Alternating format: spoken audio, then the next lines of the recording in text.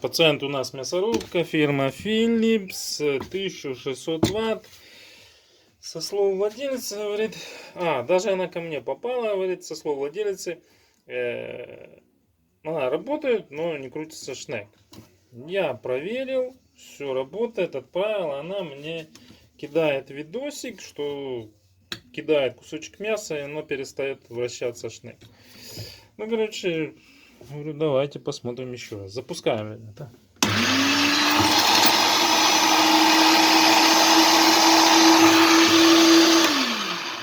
Интересно, работает.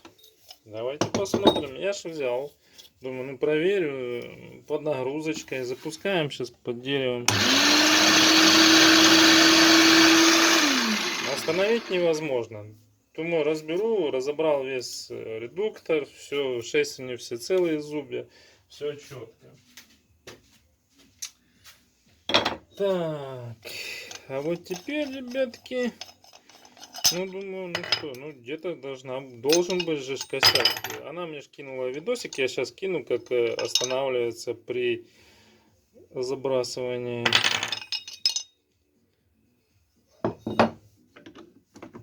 мяса в контейнер, она останавливается. Теперь, ребята, смотрим внимательно. Конечно, это я не рекомендую вам проделывать однозначно, но все ради контента.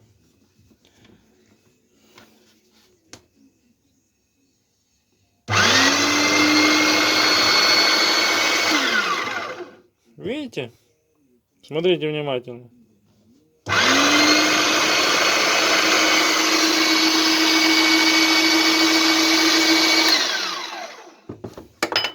То есть здесь выход движущей силы происходит, передается на шнек, а вот здесь еще байда есть. Вы сами видите, что прекращается подача. Где-то что-то есть косяк. Так. Ага, стоять. Здесь же есть у нас винт. Откручиваем винт. Винт закрученный. Полноценно.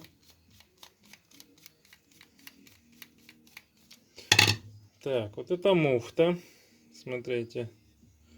Здесь. Так, здесь все грани четкие. Теперь смотрим внутри. Все тоже, в принципе, четко. А в чем косяк у нас?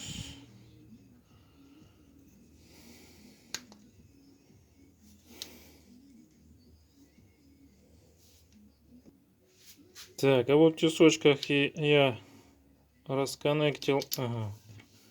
Можно еще. Расконнектил вот эту муфту и шлицевую часть металлическую. И смотрите, что причина кроется вот в этом. Где-то кость попала и сработала, облизала здесь грани. Вот здесь на муфте. Это называется, этот узел называется предохраняющая, по-моему, муфта, что-то такое. Ну, чтобы не вломилась шестерня на редукторе. Вот здесь оно облизывает, да и все. Так что в замену идет вот такая пластиковая. Китайцы нам помогают. Будем ставить пластиковую. И идентично переустанавливаем прокладочку и занимаемся монтажом. Вот так. Вот здесь зарыт косяк. Не обязательно даже было разбирать всю мясорубку, ребята. Я думаю, что вам был полезен этот видос. Так, коннектим винт. Зажимаем. Да, подписываемся, ребята, на этот технический канал. Здесь. Так, нет, ребята. Ну да, подождите. Думаю, что так туго идет. Ну да. Пока через пластик пройдет. Типа нарежет себе резьбу.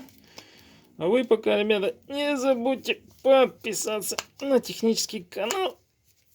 Был видос полезен. Поставьте, конечно, обязательно лайк для продвижения канала на просторах ютуба. Ну и последний штрих. Устанавливаем, проверяем. Так.